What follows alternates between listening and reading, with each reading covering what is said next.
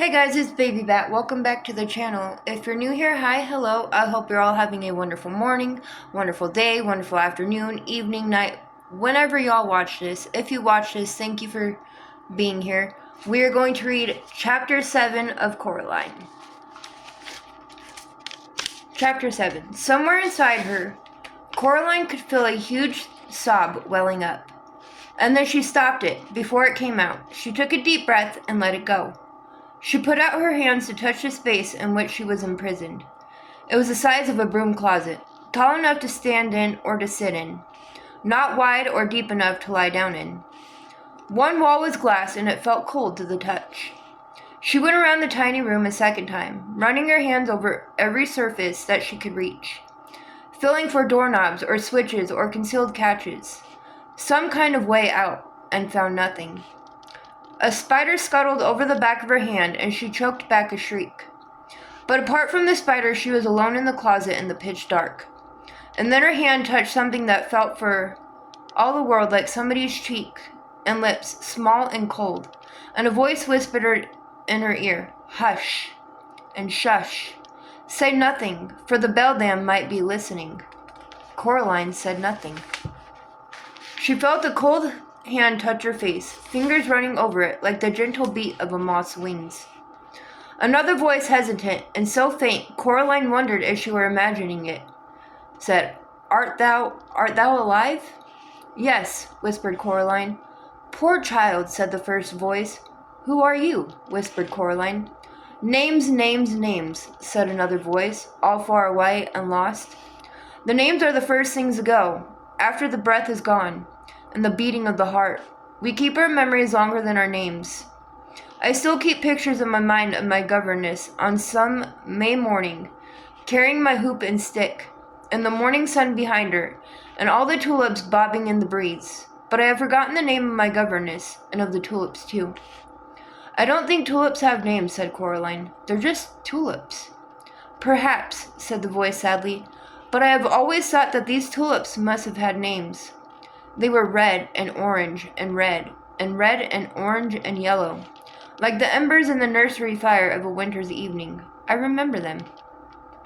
The voice sounded so sad that Coraline put out a hand to the place where the voice was coming from.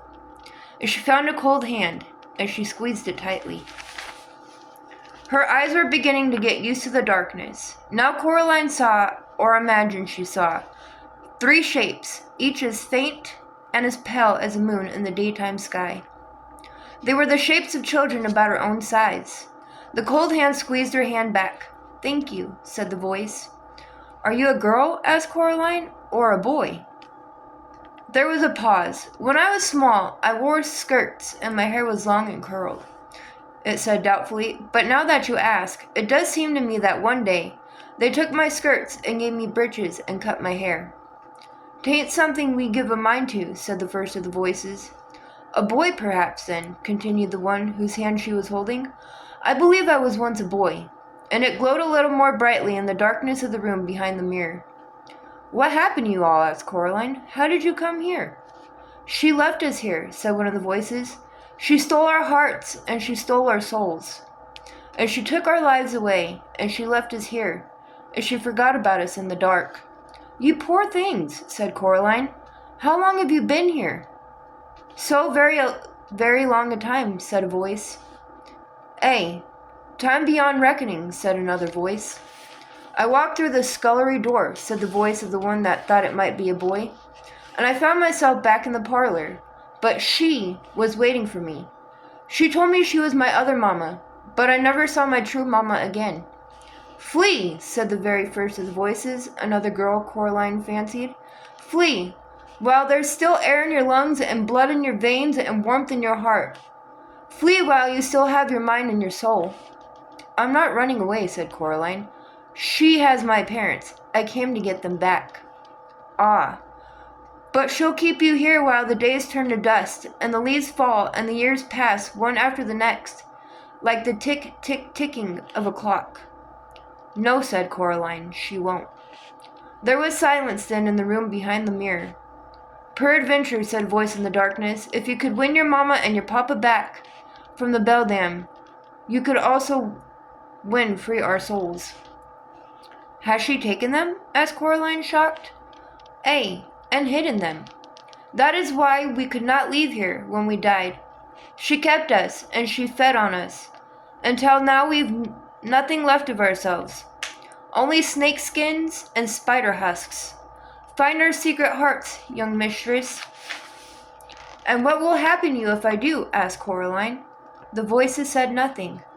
And what is she going to do to me? She said. The pale figures pulsed faintly. She could imagine that they were nothing more than after images, like the glow left by a bright light in your eyes after the lights go out. It doth not hurt, whispered one faint voice. She will take your life, and all you are and all you carest for, and she will leave you with nothing but mist and fog. She'll take your joy, and one day you'll awake, and your heart and your soul will have gone. A husk you'll be, a wisp you'll be, and a thing no more than a dream on waking or a memory of something forgotten. Hollow, whispered the third voice.